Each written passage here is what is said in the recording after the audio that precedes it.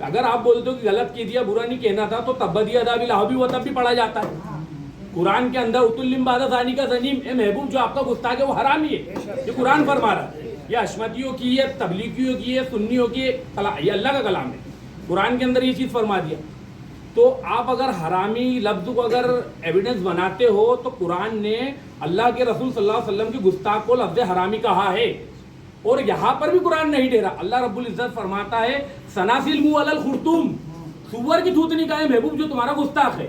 तो आप लोगों ने जो मेरे आका अलैहिस्सलाम की शान में जो गुस्ताखी की है, अगर आप बोलते हो कि हम सही है, तो हमारा हुकूमत हिंद से और शासन प्रशासन से सबसे मुतालबा है कि आप लोग सामने आ जाए और आप लोगों ने जो लिखा है वो हम आप ही की किताबों से साबित करेंगे कि आपने ये गुस्ताखियाँ की है।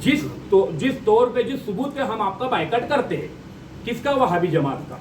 हमारा कोई जाती मैटर नहीं है, क्योंकि हमारा जो मेन मिशन है हशमतियों का, वो अपने नबी पाक सल्लल्लाहु अलैहि वसल्लम का वफादार है।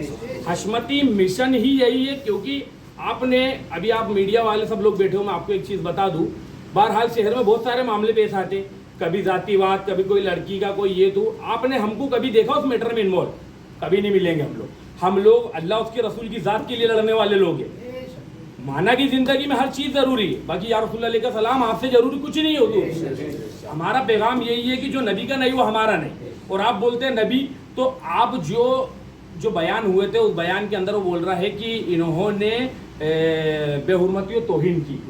तो क्या तौहीन की है वो आप हमको बता दो, वरना आप लोगों को हम आपके मीडिया के माध्यम से मुनाजरे का चैलेंज करते, तमाम वहाबी देवबंदी जमात को मुनाजरे का चैलेंज करते हैं कि आपकी किताबों से ये गुस्ताखियाँ है। आप अगर बोलते हो हमने नहीं लिखी, तो लाओ उस किताबों को चौराहे पे लाके जलाओ, फाड़ो। और ये बातें हैं, जो चीज़ें हमने आपको बता दी है, जो भी मामले हैं दारुल देवबंद से जुड़े वगैरह यूट्यूब। अभी कुछ दिनों पहले एक रिकॉर्डिंग आम हो रही है, शहर काजी साहब से बात हो रही है, तो आसिफ शेरी करके कोई शख्स है, वो कहता है अल्हम्दुलिल्लाह। अल्हम्दुलिल्लाह से माना होता है अल्लाह का शुक्र है, बहुत अच्छा। और फिर आगे कहता है कि अल्हम्दुलिल्लाह खंडवा बारूद के ढेर पे बैठा है। तो ये खंडवा वालों को तो नहीं मालूम कि बारूद के ढेर पे बैठा खंडवा, ये सेंधुआ का शख्स होकर कह रहा है कि खंडवा बारूद के ढेर पे बैठा है। तो शासन प्रशासन उसकी भी जांच करेगी, उसको ये राज, ये सबूत, ये प्रूफ ये कहाँ से मिले कि खंडवा बारूद के ढेर पे बैठा है? मतलब तेरे कहीं ना कहीं कुछ ना कोई दाल में काला है, या कह लीजिए कि दाल पूरी ही काली है। फिर उसके बाद में एक रिकॉर्डिंग और आम होती है, उस रिकॉर्डिंग के अंदर एक गुर्गा था खरगोन का, एक था खंडवा का कोई होगा, नावाकिब नाबालिग बच्चा होगा, वो उसको तो नाबालिग ही कहेंगे जिसको इस्लाम की तरबियत नहीं है, और एक था इंदौर का। इन तीनों की बातचीत होते होते ये कहते हैं कि देखो अभी गैर धर्म के ताल्लुक से कि हमारे इतने दुश्मन पड़ रहे, आपस में लड़ रहे। तो मियाँ हम आपसे कहना चाहेंगे कि आपको हमने आपस समझा ही नहीं, हमने आपको आपस समझा ही नहीं। अगर आपको आपस समझते तो मैं आपको एक चीज़ बताता हूँ कि अभी चंद 2 या 4 दिन पहले गालिबन जुलूस मोहम्मदी सल्लल्लाहु अलैहि वसल्लम निकला। आप भी उस नबी का कलमा पढ़ने का दावा करते हो, तो लाओ आपने कितने जुलूस निकाले, कितने आपने रैलियों की और जलसों की, डीजों की परमिशन लिया हो? क्या आपने नामुस रिसालत का पैगाम दिया? कहाँ निकलो रोडों पे, बताओ आओ। तो नबी पाक सल्लल्लाहु अलैहि वसल्लम सिर्फ सुन्नियों के ही है, तुम बात तो करते हो लेकिन बता दो। आप अगर बोलते हो हम सरकार के वफादार है, तो काली निकाले आपने जुलूस, कहाँ सजे आपके घर, कहाँ आपको खुशी हुई? तो इससे क्या साबित होता है? खुशी उसी को होगी जो चरागा करेगा। आपने चरागा और घरों को नहीं सजाया, इससे साबित ये हो गया कि ना आप रसूल पाक के हो, ना देश के हो, ना वतन के हो।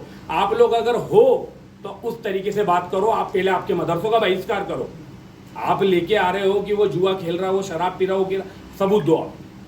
ये हम मानानी का दावा करेंगे, जो लोग आए थे उनके ऊपर आप सबूत दो, कौन शराबी है। और उसने ये चीज़ कही है, एक शख्स था, उसका नाम तो नहीं लूंगा, कहता है कि नशे के कारोबारी। कौन नशे का कारोबार कर रहा है? कौन नशे? बहुत हो चुका है मियाँ। ये सिर्फ आप लोगों से मुतालबा है हमारा, हुकूमत हिंद से, मीडिया प्रशासन से, कि बहुत हो चुका है हशमती लोगों को टारगेट करना। अब टारगेट करना बंद कर दो, वरना ये अभी सिर्फ हमने एक चाराने आपकी हकीकत बताई है, और अल्हम्दुलिल्लाह पूरा हमारे पास में बायोडाटा मौजूद है। और इन लोगों की 3 लोगों की बातों से ये लग रहा है, एक बोले क्या शेरा करके कुछ बादशाह, फला फला शख्स से बोलो उसको उठाओ घर से, मीडिया इसकी जांच करे। और ये लोग कौन है, इनकी तो टांगे तोड़ना हम चालू करेंगे, मीडिया इसकी जांच करे। इनको शासन प्रशासन बता रहा कि नहीं बता रहा, तो इनको हम बताएंगे। गोया कि इससे साबित होता है कि इनके कहीं ना कहीं तार है ना कुछ टेररिज्म से जुड़े हुए। इन लोगों की तीनों की भी जांच की जाए। और हम लोग जो आज मौजूद है, हम लोग जो आज बोल रहे हैं, तो ऐसा नहीं कि हम पे भी हमला होगा। मैं आपको बता दूं कि हमको भी धमकी आती है, हमको भी बहुत सी चीज़ें होती है। वो चीज़ मैंने पेपर पे लोगों के नाम भी लिखा हो, जहाँ जहाँ से हम लोगों को धमकी आती है। कुछ उसके अंदर जलेबी चौक के, कुछ उसके अंदर कारवाड़ी के, कुछ उसके अंदर गुलमोहर कॉलोनी के, कुछ उसके अंदर गणेश तलाई के है। ऐसे कुछ लोगों के हम लोगों ने नाम लिखे हैं जिनसे हमारी जान को खतरा है। हम शासन प्रशासन से ये चाहते हैं कि हमारे को अगर कुछ भी होता है या हमारे ऊपर कहीं से कोई भी प्रकार का कोई भी हमला होता है तो इसके जिम्मेदार सिर्फ और सिर्फ वहाबियत के मानने वाले होंगे। हमारे भी बीवी बच्चे, हमारा भी घर है, लेकिन हक बात बोलने में हम किसी के बाप से नहीं डरते, क्योंकि रसूल पाक का खाते, किसी के बाप का नहीं खाते। अल्हम्दुलिल्लाह हक बोलने में जब भी बात आएगी अपने देशों वतन की, अल्हम्दुलिल्लाह हशमती आगे होगा।